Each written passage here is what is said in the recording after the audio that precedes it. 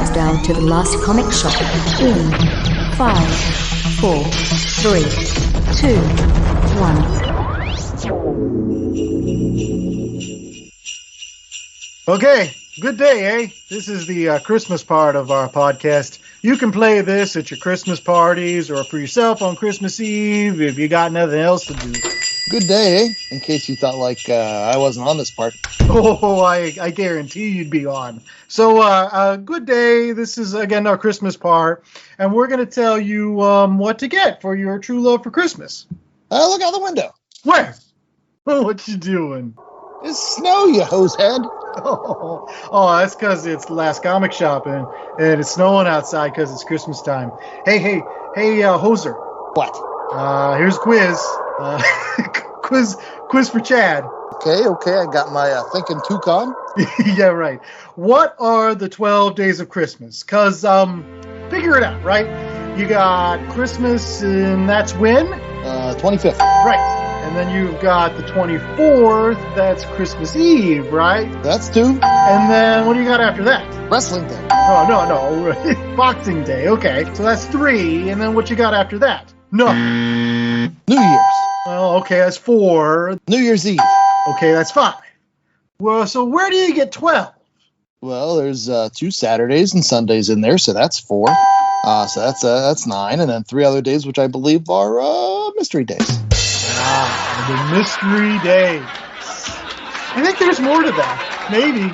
I don't know. But anyways, this is the last comic shop. Welcome back to another week and our Christmas episode. Just for all you fans out there. Christmas is in the air, and we're reading comic books, right? Yep, that's right. We've scraped the ice off and are opening the shop up so we can help people under the comic book tent. And, we're going to keep the lights on for those oldies to help you guys level up by, reading and talking about comic books.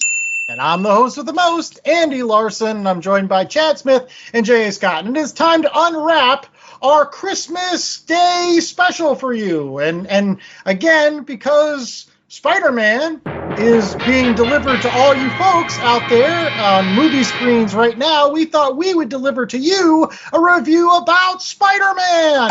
More specifically, Spider-Man! Oh, yay! Because that's a thing too, right? They've got lots of Spider-Men. There's tons of them. There's Peter Parker and Miles Morales, and sometimes Otto Octavius, and sometimes Tobey Maguire, and other times Andrew Garfield and Tom Holland. Who's got to be the first British? No, Andrew Garfield's British too, right? There's 2. Why is all the Brits playing Spider-Man? Does that make Spider-Man Captain Britain? There are lots of Spider-Men out there. Yeah. Isn't there one with like a mohawk, like a punk mohawk? Isn't he a member of the Spider Universe? The punk Spider-Man. There are all sorts of Spider-Men. Every occasion, every size. There's a ham-based Spider-Man. You never know. And that's right. That's what we're covering on today's program. We're covering a book called Spider-Man. It's the first one. Chad, who did the Spider-Man book? So Spider-Man came out initially in 2012, was written by Brian Michael Bendis with art by Sarah Pacelli, colors by Justin Ponsor, and Corey Pettit did the letters. It kind of predates a lot of things, like Miles Morales actually being in the 616. This is still when he was part of the Ultimate Universe that eventually got blown up in Secret Wars. Everybody died, except for a couple people. I think he was the only one that survived, maybe a couple other folks.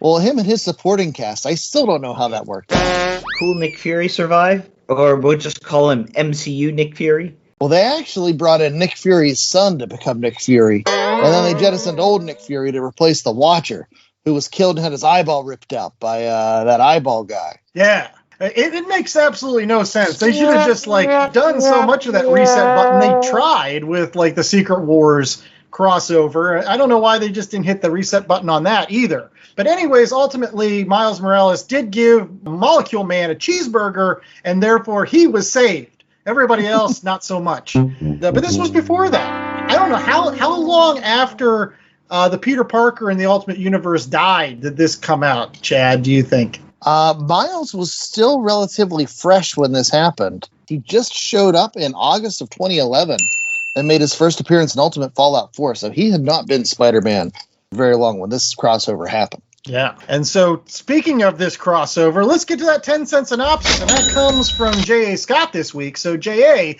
what happens in Spider-Man? I have so many questions. So, Mysterio sends Peter Parker into an alternate universe where Peter Parker is dead, and the Spider-Man mantle has fallen to Miles Morales, sort of like Batman going to Robin. Miles Morales is young, very, very young, 13 years old in this, and then it's basically them teaming up against Mysterio to try to get Peter Parker back to his normal universe. That's where my questions begin. Because I haven't read Spider-Man in such a long time. When I was reading Spider-Man, Peter Parker was married to Mary Jane, Aunt May was alive, Gwen Stacy was dead. How much of that does not exist now? Or at least in 2012? That is a great question. 2007, there's a storyline called One More Day, where Aunt May has been shot due to some machinations from the old Kingpin there. And so Spider-Man, in order to save his sweet, dear, really, really old Aunt May, decides he's going to make a deal with the devil. And in exchange for Aunt May returning back to full health and whatever wellness she had, he and Mary Jane agreed to offer up their marriage, which then begat Brand New Day, where single Spider-Man is out there swinging around, and Mary Jane had been his girlfriend the entire time, because that makes sense. It doesn't matter. That was the status quo for a good long time. And then you also might not know about the Ultimate Universe and Ultimate Spider-Man. It was pretty much Brian Michael Bendis deciding that he wanted to reboot the Amazing Spider-Man mythology and start from square one. Be like, okay, all that continuity wonk stuff from the 90s, cut that out. We'll just start all over. We'll start fresh.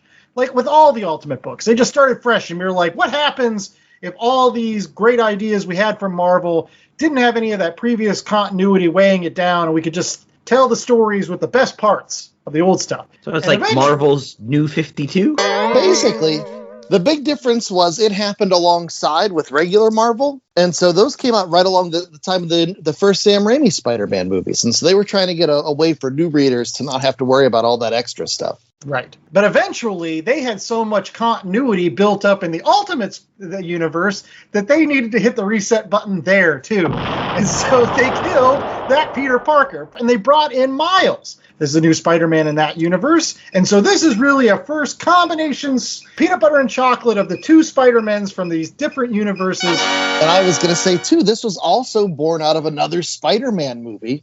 Fast forward to when they were going to recast what eventually the role that went to Andrew Garfield. And Donald Glover had campaigned hard to be Spider-Man. And there was a big tizzy in the online world about a black Spider-Man. You can't have a black Spider-Man. And Bendis was like, why can't you have a black Spider-Man? So he killed Peter Parker and created half black, half Latino Spider-Man named Miles Morales. But that doesn't happen either unless you have all the controversy from the second round of Spider-Man films. Which universe is Spider-Gwen from? That's like a whole different universe. Right. Okay. Yeah. But long story short, there's a lot of Spider-Mans. And eventually they tried to convalesce a lot of this stuff that was brought up in this Spider-Man series that we're reading now. I think if you read this one and then you watch Into the Spider-Verse, there's a lot of parallel. At least I thought. Yeah, I was loving it. It had that same vibe. And you know, I'll go on record. I think I've been on record maybe somewhere saying that Into the Spider-Verse was the best Spider-Man movie ever made. Oh, there you go. But it's close. But any case, so your initial thoughts as somebody that hasn't read Spider-Man in a long time, and I know that you wanted to read this particular book this week because you're like, I haven't read anything with Miles. So what did you think? I thought it was fun. It was a fun book. I didn't know all of Miles Morales' power set. Like the whole Venom touch thing is really cool. I didn't know that he didn't have webs. And he could just, does he cling to walls? Can he cling to walls, or does he not have that either? He can cling to walls. He does it in the series whenever he's camouflaged at one point, and the whole camouflage power, too. Which is really cool, yeah. What I really liked about the movie, and they didn't really get into it, this one, was where they have sort of the spider sense link up. where they, like spider senses tingling, and they all like a spider mind meld thing. Yeah, I like that in the movie, and they didn't have that in the book. But it was fun. It reminded me of like reading comics when I was a kid. And maybe Mysterio is good for this. It feels like he's a big bad villain, and then you realize that he's just a mess up. So there's not the world isn't at stake. It's not this overly dramatic, X-Men type storyline where if they don't do something, the entire world is going to implode. It's sort of like, they've got to figure out this question and send Spider-Man back to his own universe, and at the same time beat up Mysterio. It kind of goes hand in hand with the fact that, like, Mysterio's whole plan in this, I don't know, did he have a plan to begin with? Like, he creates this dimensional rift, which is awesome. That's why I love Mysterio. But at the end of the day, he was like, I sent Peter Parker to some other universe. Ha, ha, ha. I'll just stand here and cackle. Wait for them to figure out which one of me to punch. Right. His whole grand design was basically, I'm going to remove you from this universe, and then everyone will miss you. And I'll put you in the other universe where they miss you. And now you'll be there, so they don't miss you. Oh, no. Let's just agree it wasn't a well-thought-out plan. Right. No. But I think I won't lie, I've gone on record saying I didn't like Spider-Man 2. There's a sequel to this, and I hated it. The art's good, but I don't know. I didn't like it at all. And this one's a little bit better. But it's ultimately, the plot is just like, hey, how do we get two Spider-Mans together so that Peter Parker can say to Miles, yeah, you're okay. I'm giving you my blessing to be Spider-Man. And that's important because at the time, like, there were some folks, and even today, that don't accept, Miles as a legitimate Spider-Man. And I'm like, that's crazy. Everybody can be Spider-Man, and that's the best thing about Spider-Man is you wear the mask and you can't see the face. Anybody can be Spider-Man. I think it was really neat that they got to team up and everything, but really it's an overblown issue of Marvel team up. If you were a fan of like the 1980s and you read a lot of Marvel team up, it's like Spider-Man just shows up and, I don't know, Ghost Rider's there. Great. Let's have an adventure together. Great. I don't know. Can I take my umbrage yet with that? You prediction? can, sure. All right, I'm here and I'm ready to bring the umbrage. And this is because I read the Ultimate Spider-Man book, which is an awesome book, by the way. I highly recommend people check out the Ultimate Spider-Man series. But when Peter Parker died and Miles took over, Bendis did a really great job of tugging at those emotional heartstrings in the story. And then you have this follow-up, which is like a year later. And it's not just your standard team-up. I mean, there's parts of that, for sure. That's actually probably one of my favorite parts is like with the Sarah Pacelli art. It reminded me of the Spider-Man versus Superman or those big event crossover situations where like, this is simultaneously a big deal and doesn't matter. It's just for the fun of it. But then Bendis takes the time to go through and say, well, okay, if Peter Parker really did go into this alternative universe, what would he do? And he stops by and he visits Aunt May and Gwen Stacy and he finds out about what's going on. He locks eyes with Mary Jane and she runs off. And there's all those sorts of things in addition to the relationship that Peter has with Miles and figuring all that stuff out. Like, there were just a lot of things in here that rewarded fans of the Ultimate Spider-Man series proper. I get that, I guess, a little bit. I mean, I won't lie. I read some of the Ultimate Spider-Man, but it was really hard for me because, again, I'm still a 616 guy. Like, that's my Peter Parker. I didn't want to really start over again with, like, the other Ultimate. I never liked any of the Ultimate books, to be honest. Like, I was just like, I get it. Continuity is crazy in the 616. You just kind of deal with it, or you just kind of gloss over it. You put a little, sheen over your brain and you just keep moving forward. Like, I didn't really need any of my characters rebooted, but I got why they did it. And I'm sure that there was a lot of folks that enjoyed it. And ultimately, at the end of the day, I'm really glad that Miles came out of it. As I've mentioned before, like, I think the best part about this is just the fact that Peter Parker and Miles meet and they have a little bit of a team up, and that's cool. But, like, I will be honest, I like their team up more in Secret Wars. Like, they're much cooler in that one. They're like, it's the end of the universe, and 2 Spider-Men survive. As a Spider-Man fan, I'm like, hey, only like 6 people survive, and 2 of them are Spider-Men. Awesome. And it's one of those things that I wish would have happened more often, that I really do like their camaraderie in this a lot. And I'm not going to say that, like, one is, I want to say subordinate to the other. But like, to me, it was like the kind of feeling that you got from reading a really good Batman and Robin story, right? Where, yeah, Miles might play the Robin part, but like at the same time, they were equals, they're partners, they're friends. They're just two Spider-Men that are hanging out together, if you get what I'm saying. Like, yeah, I mean, Miles is a lot younger, and he hasn't been, around the block as much as Spider-Man is. So Spider-Man has not only age, but sort of that wealth of experience, where Miles is, the young whippersnapper that has equal powers and sort of equal ability, but, he's young. Young people, they think they know the world, and sometimes they do, sometimes they don't. Most times they don't. Yeah, Miles is definitely, finding his way in this book for sure. But I think the big sell for this, in addition to the Peter and Miles meeting up, was just seeing the proper 616 Peter Parker in the Ultimate Universe. And one of the things about Bendis, he was the perfect writer for Spider-Man. He had that whip-snap dialogue, that was perfectly suited for that character. And when he would write him in books like The New Avengers or things like that, he always handled Spider-Man really well. But Bendis never wrote the 616 Spider-Man proper. And so it was neat seeing him being able to take this. And he never needed to because he had his own version. But like, it was nice to see him play, with the toy that we're all familiar with. 616 Peter Parker interacting with the Ultimate Nick Fury. And how fun was that scene where, Nick Fury's interrogating him and Spider-Man's like, well, actually, and then the very next panel, 6,000 words all crammed into one. And it's like, that's the kind of stuff that writers weren't doing with Peter Parker Spider-Man at the time. And it fits. It was so great. I wanted to get JA's thoughts on, issue 4 of this series, where it's like, again, the big thing where Peter Parker goes back and he visits the Aunt May of that universe. And they have kind of like a little bit heart to heart, which is, in some ways for me, like kind of an epilogue to the Ultimate Universe's Peter Parker's death, where, basically Aunt May gets to finally heal and say, like, there's a Peter Parker out there that's still okay. And he grew up and he was a nice boy, just like I raised him. Yeah, I liked it. I thought Gwen being there was a little bit odd, only because that was my question was going to be, was what age is 616 Peter Parker in this?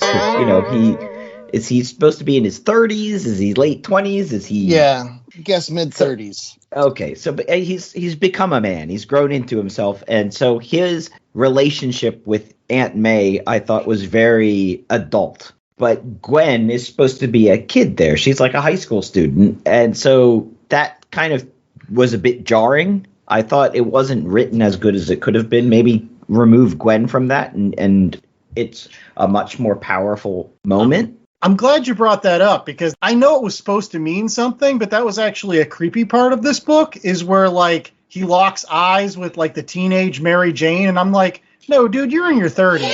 Like, you shouldn't be looking at teenage Mary Jane. I'm sorry. Like, I get it that that's your soulmate, I guess, in all the universes, but, like, that was still weird. You're not teenage Peter Parker with teenage Mary. No, that's just weird. All right, I will stick up for him here, because I don't think he had romantic intentions in any of these interactions. I thought Peter Parker handled himself well, and it was just about the discovery of, oh, there's this other universe where, like, all my friends are teenage versions of themselves, and you want to find out, like, okay, well, what's Mary Jane doing, or what's Flash Thompson like, or, you're seeing Gwen, and this isn't the Gwen that he knew. This is, she's goth. And is the Gwen that he knew dead? No, right? She's still dead. Yeah, 616 Gwen is still dead. So that's if she was dead, I would think him seeing Gwen would have been much more impactful than it was. It was kind of like, oh, hey, little sis, girlfriend that died that I couldn't save and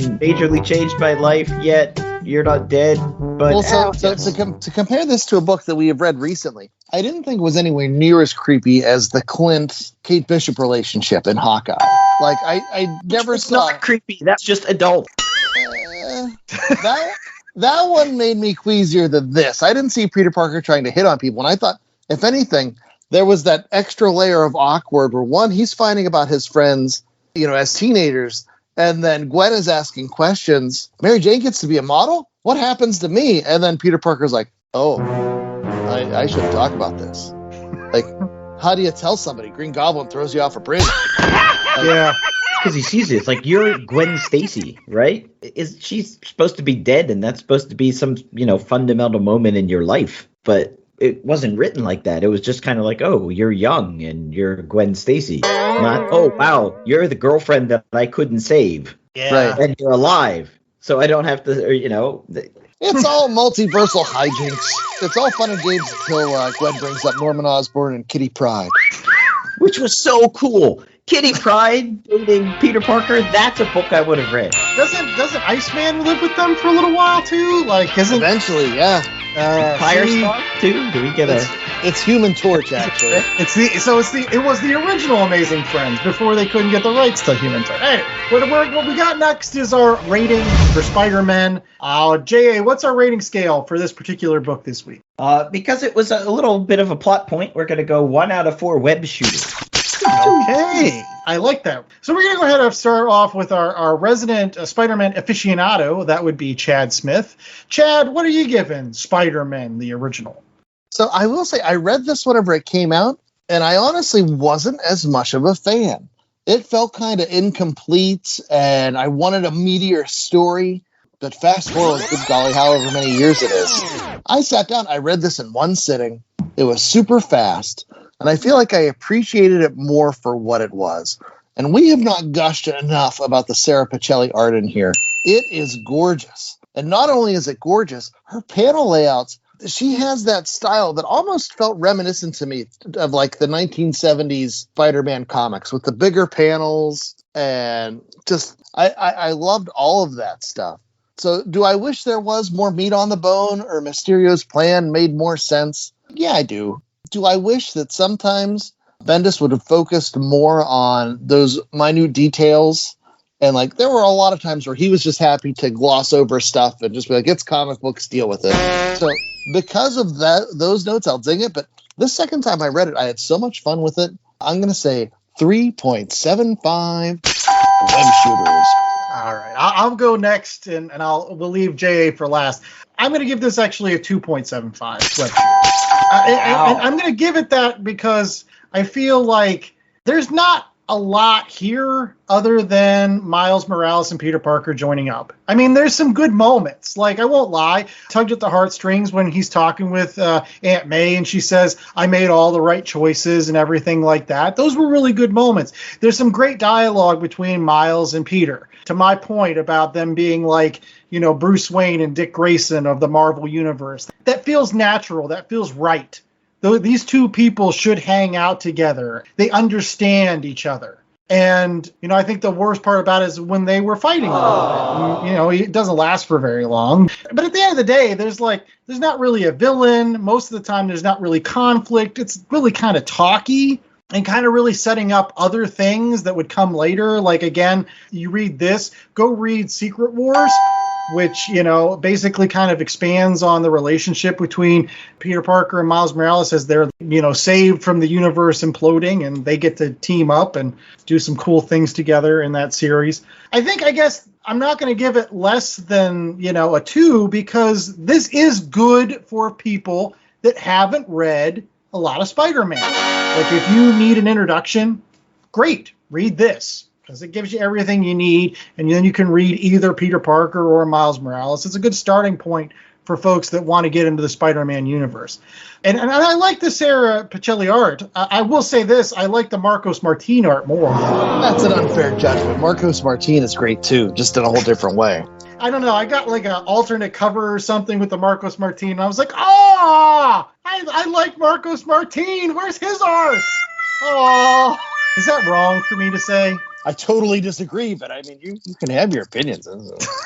Yeah, I think I have to agree with you a little bit that it sort of sets up other stuff. I found myself reading this and wanting to have the backstories or the things they were talking about. Like, oh, I want to see the Kitty Pryde Peter Parker stuff, or I want to know what Miles Morales in the 616 is, and what's that cliffhanger at the end of the book where he Googles Miles Morales and he sees something and he says, oh my gosh, and then it stops. I was more interested in basically all the setups or the backstories than the actual story itself. That being said, the story was fun. It was quite easy to read. I think it's approachable. I could hand this to either of my children who don't have a lot of history of reading Spider-Man comics and only know Spider-Man from the films, and they would totally enjoy it and get it. So I can't ding it too much. It's almost like a nice appetizer. That's what it is. It's like a good appetizer. It's like stringy fried cheese. This is the mozzarella sticks of Spider-Man. So I'm going to be 3. It's a solid 3 web shooters that are shooting mozzarella sticks. That's actually Stringy good. That's flips. a good visual because that's what it looks like sometimes. Melty cheese. In fact, it's making me hungry. I was going to say, before we go too far, I agree with Andy. I would not recommend Spider-Man 2, where they find out what Peter Parker found out when he Googled, and it's actually really stupid. What is it? Spoiler alert for Spider-Man 2. The Miles of the 616 universe has wiped himself off of the map.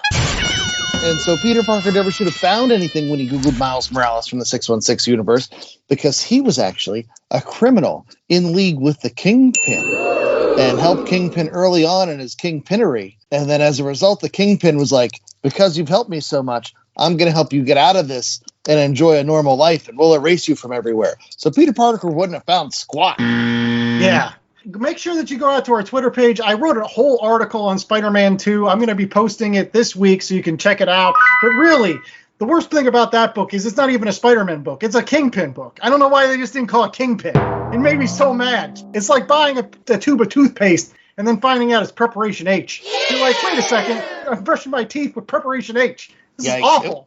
It wasn't that bad, but it just isn't something I'd recommend. All right. Well, that's all the time we had for Spider-Man, right? Because, again, we can't watch the Spider-Man movie because it hasn't been released in the Philippines yet, so we can't watch this new Spider-Man movie and review That's it, right? The last comic shop, we're all for one and one for all. We're not going to watch this movie without our good pal J.A. That's so great. You guys are just so nice. But don't worry about it. I just go watch it. I'll be fine. Really? Sure. I mean, I'm sure you could wait. I guess they couldn't wait. Nice to know that I've got friends. We'll be right back after this commercial break with their review of the new Spider-Man movie. And I'm just gonna go make myself a milkshake and eat some cheese sticks, I guess. Fun. Hello everyone, my name is Dominic and I want to tell you about the Comic Book Report. It's my YouTube channel where I review, unbox, discuss all things comic collected editions. I review so you can get an idea of what to read. So stop on by and tune in to the Comic Book Report, only on YouTube. You can also find some of my promotional accounts on Instagram at The Comic Book Report and on Twitter at Comic Book RPT. That's for Comic Book Report. I look forward to hearing from you. Until then, have a good one. Looking for a podcast all about nerddom? Want a podcast with an emphasis on representation? The Nerd Alternative is the podcast for you. Join me, Ram, Me, Hassan. And me, Levi. 3 black British nerds tackling the pop culture we love and sharing why we love them. The Nerd Alternative, a sweet melting pot of all things nerdy. All right. We are back with the last comic shop, and ho-ho! Wow, we just finished up that movie. All right, now J.A. can't hear us, can he? I don't think so. He's in the other room making cheese sticks. I told him to put earmuffs on, like the adults do. We're not going to do any swears, but spoilers are just as bad as swears, I feel, for some people, to be honest. All right. Well, let's start with a spoiler-free, just quickie review for all the Spider fans out there, and then we can get into spoilers shortly thereafter. Okay, fair enough. So why don't you kick it off then? What did you think, Chad? So I think if you are a fan of the Spider-Man movies, you saw in the trailers, I'm sure, about how they're bringing together all these villains from all these various movies. And I think it not only is a fine John Watts style Spider-Man movie, just like Far From Home and Homecoming, but it also gives closure and endings for so many of those characters that you've seen across 20-some years now. It's definitely worth checking out. And I can definitely agree. This was the first movie since Endgame that I was really excited to see. And when we went to the movie theater, it was packed. And even in these times of COVID and stuff, to see a movie theater that packed with Marvel fans, I feel that kind of fervor that I had about this movie was palpable among everybody that was there. Like, this was the event that a lot of people were waiting for. Big MCU blockbuster with characters that, I hate to say it, people give a damn about. I mean, we're talking about Spider-Man. No, I'm serious. Shang-Chi was a fine movie. Eternals was, a movie. It was okay. But again, those were characters that not a lot of folks knew, and it's good that you're bringing in some new blood and introducing some of the vast universe that Marvel has to offer. But this is Spider-Man.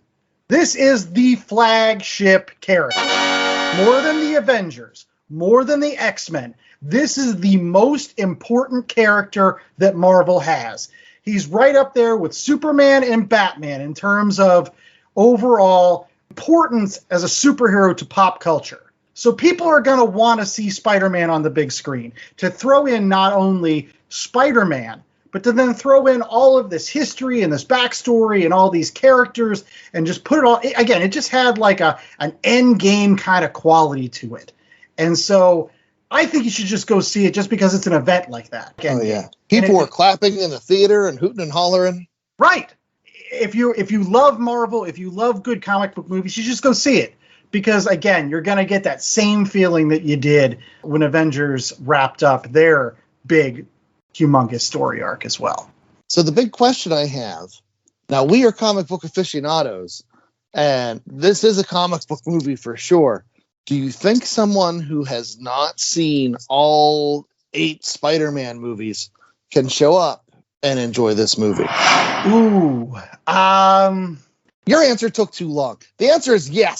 This is like starting on issue 328 of a title and just figuring out as you go. The answer is yes. Everyone can enjoy this. Exactly. They give all the best villains. It's not like they give like D-list villains in this. They give you Green Goblin. They give you Dr. Octopus, Electro, Sandman. They do make fun of the D-list villains. They give you Boomerang and you don't know, or Stegron, and you're like, okay, I don't know who these people are. Whatever. All right, so that being said, we are done with our spoiler-free part of this show. So if you want to skip ahead about 12 to 15 minutes to the next commercial break, you can check out our recommendations. But now it is time for spoilers. Dun, dun, dun. So if you haven't seen the movie, stop. Put your earmuffs on. Go in the other room. Fast forward. Do whatever you need to do. Because we're going to say a lot of stuff, and we're going to start off with a 10-cent synopsis. So what happens in this movie, really? Hot off the heels from Far From Home, where Mysterio has just revealed Peter Parker's identity to the world at large. J. Jonah Jameson is blasting him on the TV screens, and you see the repercussions as they unfurl in Peter Parker's life. And it's not just Peter's life that gets affected, but there are helicopters and press and everybody swarming his apartment with Aunt May. Ned and MJ are denied admission into MIT because of their association with Peter Parker. And so because of that, he goes to Doctor Strange and he says, is there a way you can undo this? Once Doctor Strange begins the spell to make everyone forget Peter Parker's identity, Peter Parker finds a way to screw that up and eventually not just screw up the spell, but make it so that anyone in the multiverse who remembered his identity starts appearing. And so as a result of that, you get all these bad guys that pop in. You obviously, probably the biggest spoiler, that you get to see the Tobey Maguire Spider-Man, you get to see the Andrew Garfield Spider-Man. And the big difference this time around is as all these Spider-Men are teaming up to take care of all these baddies, they decide that no, this time they're going to heal them. And a really touching moment. There obviously is a cost. And I'm rambling. I don't know. What am I leaving out? I was going to say, I mean, when, the one character that we all thought was going to show up in this movie and ultimately did, and that was Daredevil, or Matt Murdock. I mean, and it was exciting because this was like the same week talking about the Kingpin on the Hawkeye show. So to have Charlie Cox's Daredevil show up in the same week, I mean, Chad turned to me and he said, "Oh, look, they got Daredevil right within 30 seconds when he catches a brick through the window," and he says, like, I'm a very good lawyer. But it had that joy. Well, we'll talk about that in a minute. You know, not only did we get Charlie Cox's Daredevil, not only did we get all of these baddies, and they're the best baddies. Like the William Dafoe Green Goblin, one of my faves. Alfred Molina, Dr. Octopus, probably one of the best supervillains ever put on screen. His face turn after basically join forces with the rest of the Spider-Man to be, in essence, the superior Spider-Man, to stand up against the baddies with them, like, that was awesome. That was a bit of a stretch with Superior Spider-Man, but I get where you're coming from. You get Thomas Hayden Church, who was wonderful as Flint Marko, a.k.a. the Sandman. He comes back. Even characters like Jamie Foxx, who played Electro, got a really great turn in this, I felt. His character had just some teeth to him. Not the fake teeth that he had in the last movie. So that's true. That was a big deal. And even the Lizard didn't seem that bad from the original Amazing Spider-Man movie. But there's a showdown with Doctor Strange and Spider-Man and the Mirrorverse. And he's like, what's cooler than magic? Math. That was a great scene. Gosh, I could just gush so much. Right. But I was really impressed with this movie for a couple of reasons. One, I liken it to a lot of the Avengers movies, where if you look at the plot of the first Avengers movie, it's not much. There's a hole that opens in the sky and heroes punch aliens. Yeah. But that first Avengers movie was great because it was the first time you saw those characters sharing a universe and interacting together. And how cool was it, that scene where you first see all three Spider-Men hanging out in Ned's house? Yeah. And you've got Tobey Maguire in his cool youth pastor outfit. But not only does this movie have those Avengers level feels, also similar to Endgame, where Endgame by itself as a movie is a solid movie, but really what makes Endgame so special was it was the culmination of, was it 22 movies at the time? Yes. That had been building up over the course of a decade for this one big story, and they put so many little notes and fan service nods. It was so impressive how they did that.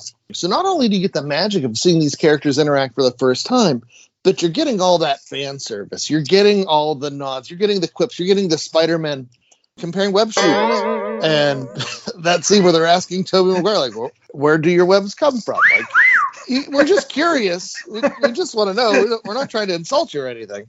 But they did all that. And the thing that was even more impressive, those 8 movies happened across 20 years and 3 different universes, 3 different reboots. And they managed to find a way to not only respect all of those movies and fix a ton of stuff. I mean, they gave Doc Ock his face turn, Andrew Garfield. Boy, did they redeem his character in my eyes. And they let him make the big save. They let Tobey Maguire rescue Spider-Man from himself.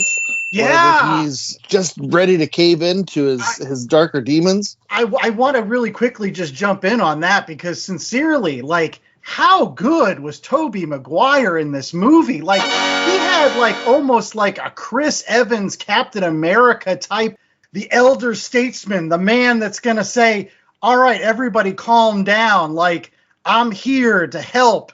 And yeah, he's been through it. And to have that scene where he stops Tom Holland's Spider-Man from killing the Green Goblin when he knows in his heart of hearts that, like, he's justified. This guy killed Aunt May. Like, he knows the rage and the got in that seat, and to him stand up and go, no. Oh, man, it just gave me feels. Like, I was like, Toby, you've got that gravitas, man. You've got it. No, I thought that was great. And I mentioned before, it also respects the Tom Holland movies. So much of this movie that I don't think people are talking enough about are how fun Ned and MJ are. Whenever Ned steals some magic materials from Doctor Strange and he's opening up portals, that was hilarious. Whenever Ned gets the cape, that was a shining moment. And like, those characters all get their chance to shine. But ultimately, at the end of the day, it also gave Tom Holland a chance to shine I love the scene where Tom Holland's like, no, we have to work as a team. He's like, I've been part of a team. I was part of the Avengers. Is that a band? Are you a band? We don't have them. No, it was awesome. And plus the fact, I'm not going to say it redeemed Tom Holland, but it brought Tom Holland's Spider-Man back to the roots. He's not running around with all this massive tech at the end of this movie. Nobody knows who he is. He's living in a cheap-ass apartment, and he made his own Spider-Man costume. Right. The classic blue and reds. Nothing fancy, real classic. And that just like, if you're going to do 3 more movies with Tom Holland, that's a perfect reset button that makes sense and allows the character to grow from here. He's no longer Tony Stark Jr.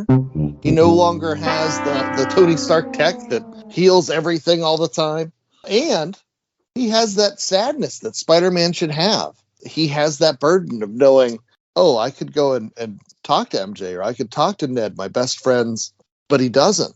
You know, there's a cost to his power. There's a cost to what he has to do. He doesn't want his friends to have to pay that cost. Aww. And I will say this, that this movie in some ways mirrors some events that happened in the 616. As again, we're a comic podcast, so we're going to talk about, you know, this and parallels to kind of, I think it was One Moment in Time, which was the story that tried to explain what happened between One More Day and Brand New Day and how everybody forgot who Spider-Man was and everything like that. And a similar thing happens in which Doctor Strange casts a spell and Peter grabs Mary Jane and holds her so that she doesn't forget.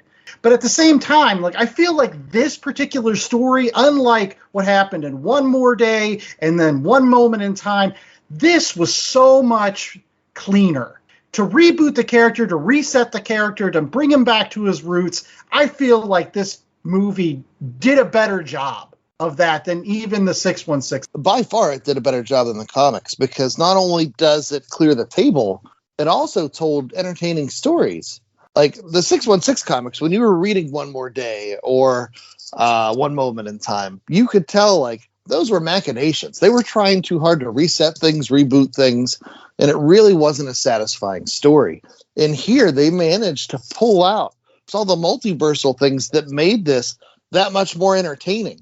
And you have those nods to all the other stuff they didn't even bring in, like when Electro's like, oh, you know, you got that cool suit, you're helping out poor people, I thought you were black. And like, that was great. Now, I will say, I don't want to just totally praise the movie, because there were some things that I thought, if you stop and think about for a little bit, it wasn't perfect. I will say, because of the size and scope of the movie, everything just seems too easy. It starts off with that Doctor Strange magic spell, where it's like, well, you can just magic something. What's the point in struggling or working hard to do stuff? But other things, like when all the Spider-Man come together, like, I love the thought of, we can't send these guys back to their universes where they're going to die. And like, all right, well, let's go work in the lab for 15 minutes. You got it? I got it. Okay, I got this one. You good? Let's go. And even the other things, like when they all meet, they all just take off their masks right away. And like, are you Peter Parker? I'm Peter Parker. How are you? Admittedly, the movie has a fairly long runtime, which I didn't feel, but like, they didn't take the time to flesh a lot of things out. No, I can agree with that. As much as MJ and Ned were kind of important to the story, the love affair between Peter and MJ in this, it gets glossed over a little bit. It kind of gets shuffled to the background. She's off screen a lot of the time. She's not really with Peter. He's kind of mixing it up with the baddies for a little while. And then after the other two Peter Parkers show up, she really takes a little bit of a back seat. She's just kind of there in the background, and she you know, they have some good moments, but she's not like constantly in the picture, which, you know, and plus some of the bad guys, I mean, you can't spread all the love around. Of course, the Green Goblin's the one you're going to focus on, and he was great. I don't even care that he like Goldberg power bombed Spider-Man through 4 floors. It was awesome. I loved it. The theater went crazy for that spot. And it shows how menacing, you know, and what I loved about the Norman Osborn in here is the fact, like in the comics, is just trying to push Peter. He wants Peter to come over the dark side with him. He wants him to be his quote-unquote son. and follow in his footsteps. So he's like, why you keep on doing all this nice stuff, Peter? You should be bad like me. I'm only doing bad stuff to push you so that you're bad like me. It's a different feeling than you get from like Batman Joker. Willem Dafoe just slid right back into that role. Right. And handled the sad, pathetic Norman Osborn so well, and then the menacing Norman Osborn. Like, you could see the range, and like, it's just so impressive. And considering that it's been 20 years. You could say the same thing about Alfred Molina, too, because he slipped right back into that Doc Ock role. And at the end, it was almost like a tale of two Peter Parker dads, because, like, Doc Ock became, like, the good dad, right? I believe in you, Peter. I believe in the power of science and the power of healing, and what you're doing is great, and I'm going to help you do this. And, Toby and him have that moment where he's like a meeting of the minds, like a true mentorship, like he should have had with Norman. But we don't have a lot of time. We got to get J.A. back in here. So real quickly. Okay, skipping over into final thoughts. I turned to Andy after we saw the movie, and I said, I would be okay if this is the last Spider-Man movie they ever make. And I totally mean that. They managed to fix every complaint you would have with the Spider-Man movies prior. They managed to provide closure where we needed closure. And honestly, like, once they're done and they set the table again where Spider-Man's in his classic comic costume, he doesn't have money, he's no longer Tony Stark Jr., but I don't know where you go from here.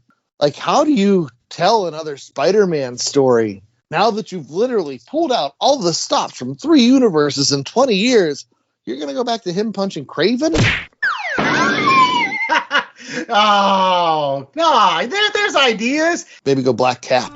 That's what you have the opportunity. He's free of MJ. He can meet Black Cat, kind of do a little bit of that. And if you bring in Kingpin, and then you tie in the Daredevils and some of the other MCU street-level stuff, come on. Have some street-level Spider-Man for once. Cosmic. I get you. It was a great way to close out this era of Spider-Man, this era of comic book movies. And the thing that it had on Endgame was the culmination of 20-some movies, but those movies were designed to be a continuous story. I mean, sure, there were little things here and there that they have to patch over along the way, but the Spider-Man franchise was not designed to be one continuous thing. Like, they were 3 very separate universes with 3 very separate goals, and to sew all that together so well. I can't sing the praises of this movie enough. So, are we rating it? Out of 4? Okay, I'm going to say, forget it. I'm going to give it a 4. I give it for the small stuff, but it really was just so great. Yes, it's a 4. It's a 4 movie. It's arguably in the top 5 Spider-Man movies. I don't know exactly where it is. It could be close to the top, and it's really hard not to say Spider-Man 2 still isn't the best.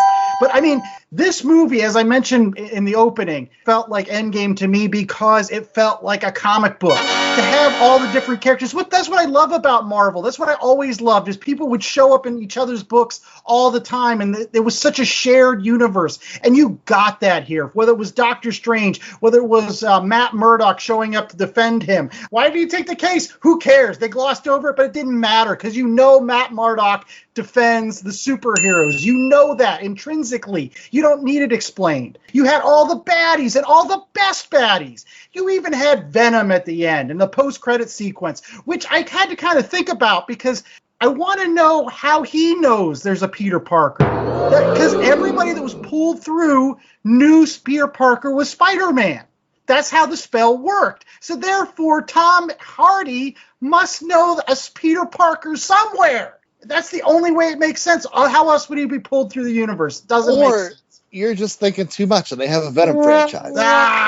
Whatever. But it was great. 4 out of 4. You know where they go from there? I want to see Tobey Maguire, Andrew Garfield, Buddy Picture. That's what I want to see. I want to see them two team up. I want them to cast a live version, Miles Morales, bring him in. Let's do Spider-Verse. Come on, let's go for it. All out. I don't even care if they bring in Moreland. Do it. Just do it. I want to see more Spider-Man hanging out. That's what I want to see. In any case, we'll be right back after these commercial breaks with our recommendations for Christmas. We've got recommendations for each other. Make sure that you get out there and see this new Spider-Man movie. It is great. Stay tuned. Did the Iron Fist Netflix series leave a bad taste in your mouth? Are you caught up in the hype of Shang-Chi and the Legends of the Ten Rings? Have you ever wondered what these characters' true origins and adventures are like, but you don't have the time to read through hundreds and hundreds of issues? Then subscribe to the Deadly Podcast of Kung Fu, where I, JVD, traverse the continuity of Marvel's most prolific martial artists in Iron Fist and Shang-Chi. Each week I break down a story arc and discuss the good and the bad within the pages to save you hours of reading through comics so you can focus on the best of which each character has to offer. New episodes drop every Wednesday for you to listen to on your way to your local comic book shop to pick up your pull list. All right, we're back with more of The Last Comic Shop, and it is now time for our recommendations. And because it's our Christmas episode of The Last Comic Shop, we're going to do a little bit of something special for all of our fans. Well, actually, it's kind of special for us. In the spirit of holiday cheer, we're going to give gifts to each other. And these gifts are going to be comic books that we should read. So instead of recommendations for fan, it's like recommendations for the other guys. Yeah, these guys on this show. Where's J.A.? Is he back with his cheese sticks yet? That was good. You didn't hear anything, right? You had the earmuffs on, right? You didn't hear any of us talking about Spider-Man, right? I was just eating my cheese sticks. I have no idea. Oh, good. Well, we are going to do our Christmas recommendations to each other. Why don't you start off with, I think you pulled my name this year, so what's the recommendation of a comic book series I should read? So I'm going to recommend something a little bit out of left field, or I should say out of the future. Now, this is a comic series that I got a couple of back in the day when it was first coming out, and I think you probably read the first issue because I had it. And this is Spider-Man 2099, Ooh. The original, not the reboots, not the stuff that came out in the aughts. I went 92 to 94 original run. They've got it out in trades now of Spider-Man 2099. You know, it's full on futuristic flying cars. It's like Spider-Man meets Coruscant. Essentially that. Anything that deals with the Phantom Menace, you're not really selling yourself for me. But you're right. I haven't read a lot of that series, and some of these issues are supposed to be really, really good. What was it? Written by Peter David, and it's got the Rick Leonardi art. It's so shocking good, man. Wait till you get there with the future slang. Now, I love that book. That's great stuff. Oh, the Miguel O'Hara. Absolutely. Now, I will make this a 2022 New Year's resolution that I will read the entire series of Spider-Man 2099. Really? There's a lot of it. Got a lot of 4 years of comics. So, and this is back when they actually put comics out on a monthly basis. Okay, I only made it up to issue 25.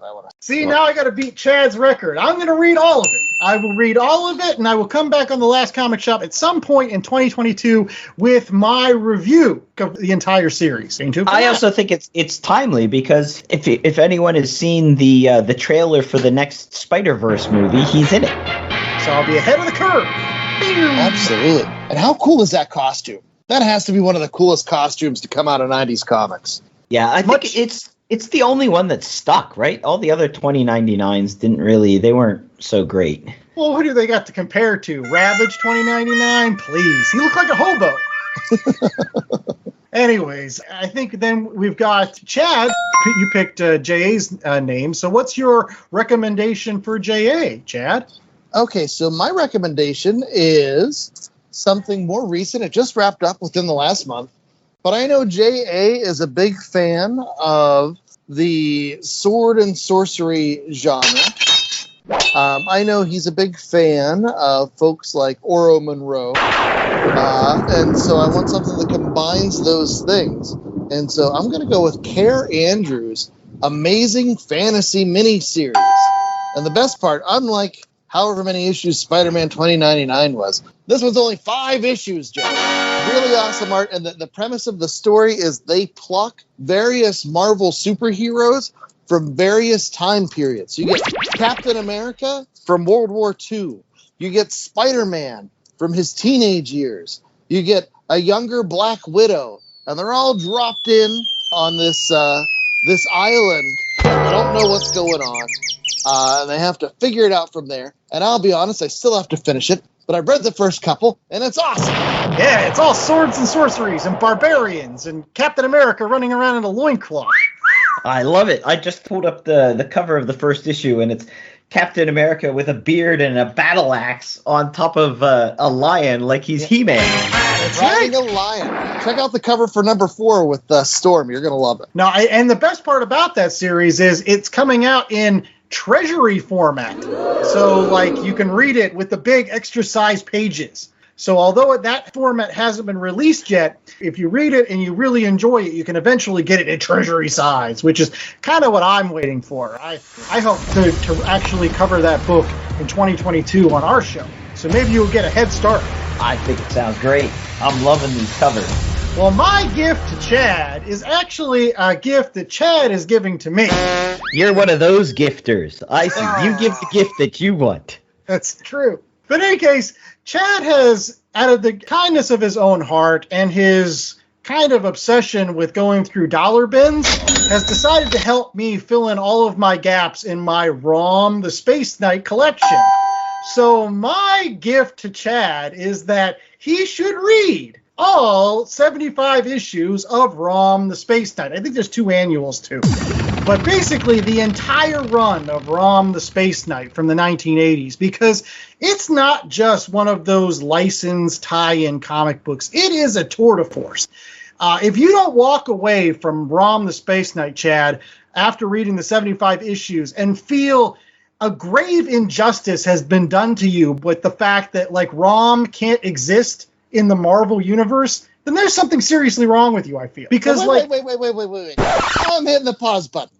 You want me to read 77 issues of a book that once I'm done, I'll be like, this is a grave injustice.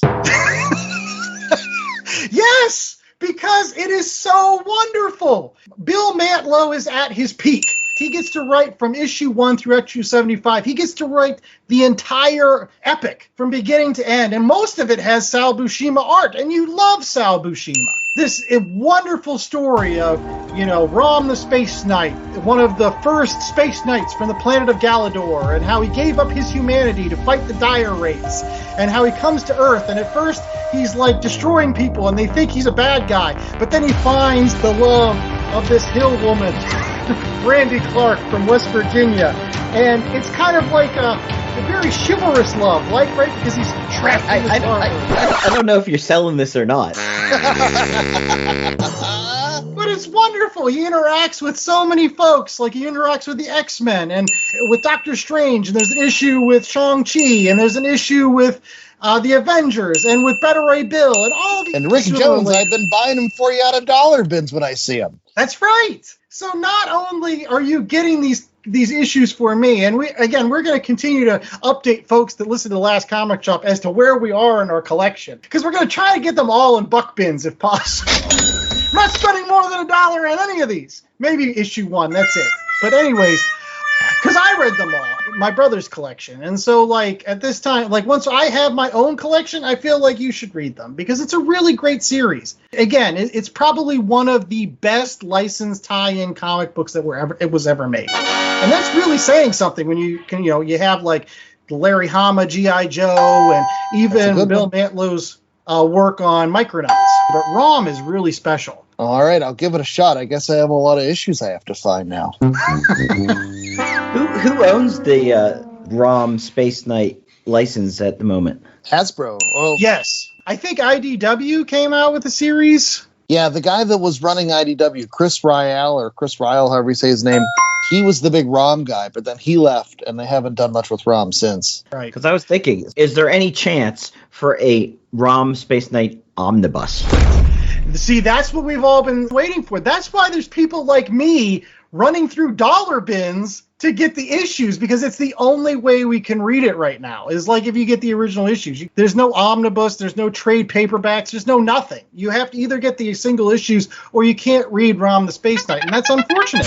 But it was originally a Parker Brothers action figure, and then they They gave it to Marvel, and Marvel owns the rights to everything else, just not Rom the Space Knight. Like, they own the rights to Dire Wraiths, and I think they can even say Space Knights. Yeah, like they have Space Knights in Marvel. And any of the other characters that Bill Mantlo came up in terms of supporting characters. In fact, there's an issue where Rom shows up in his human form at Rick Jones's bachelor party in the Incredible Hulk series. So, like, I mean... Oh, that's a great issue, the Rick Jones bachelor party. I probably didn't even get the Rom reference. But since there's no Romnibus.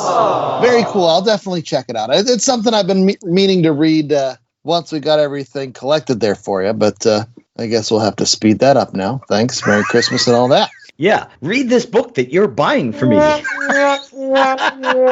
gives him extra incentive, right? He's giving so that I can give back to him. It's a symbiotic relationship. And we hope that you have a symbiotic relationship with us here at the Last Comic Shop every single week by rate, reviewing, and subscribing to our terrific podcast.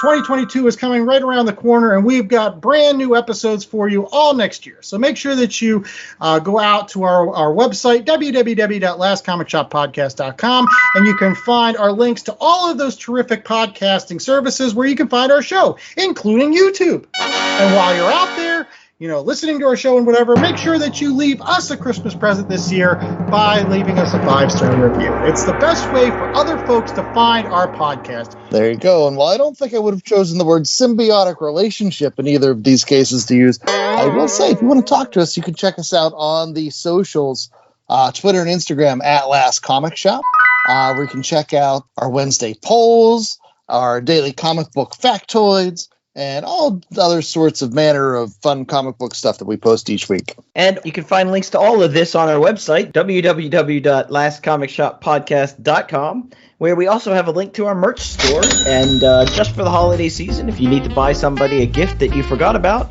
we still have a special on our Christmas-themed Last Comic Shop t-shirt. It won't be hanging around for very much longer, so make sure you get in and get your discount and buy that present for that boss and or neighbor that you forgot about.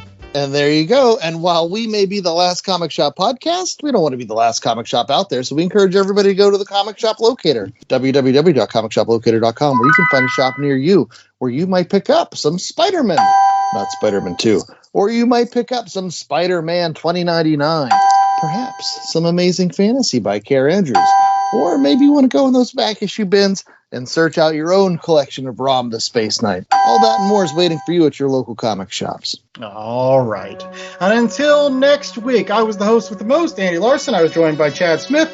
Make sure that you go out and watch Spider-Man No Way Home. It's in your theaters now, unless, of course, you live in the Philippines. Then you'll have to wait for January. I think that's when it's coming out there. So maybe J.A. can give us his review when he eventually sees it.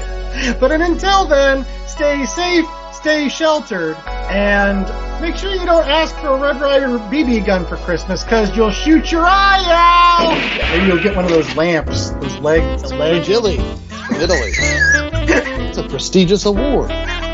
Merry Christmas. Stay cheery, everybody. Happy holidays.